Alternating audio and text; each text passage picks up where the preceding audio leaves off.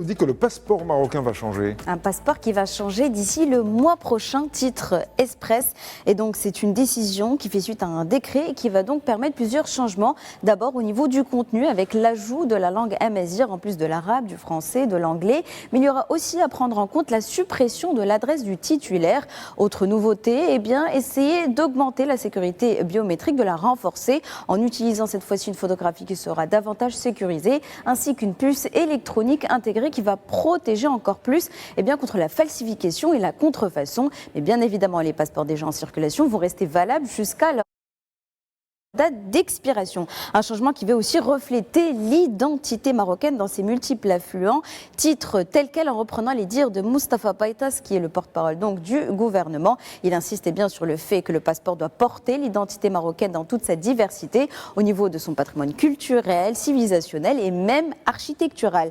Mais quand on pense au passeport, certes on pense document de voyage, mais un document qui reflète quelque chose d'important, ce que nous sommes à l'international. C'est donc un symbole de fierté quelque part. Et s'il y a une partie des Marocains qui la portent avec fierté, ce sont bien évidemment les MRE. Les MRE qui sont, comme le titre Maroc hebdomadaire, de retour pour la saison estivale. Ils sont chez eux, mais malgré nous, et oui, dans sa chronique hebdomadaire, Ibtissam El Miri analyse notre comportement face aux Marocains de l'étranger que l'on surnomme les Zmekria, qui sont donc enthousiastes à l'idée de revenir au pays, mais qui, d'après elle, considèrent que contre qui nous ne sommes pas toujours très tendres. Et oui, des MRE qui, on le sait, comparent souvent tout avec tout ce qui se passe ici avec là-bas, qui ont parfois des comportements qui s'éloignent aussi de nos habitudes et qui provoquent donc parfois un certain agacement, mais ce sont aussi des MRE qui subissent, comme par magie, rappelle-t-elle, des prix qui grimpent, comme si leur présence était, disons-le, une aubaine à exploiter.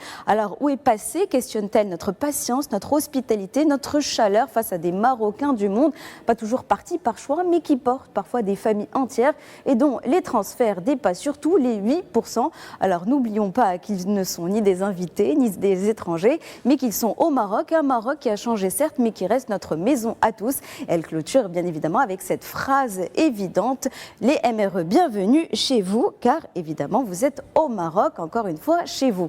Voilà.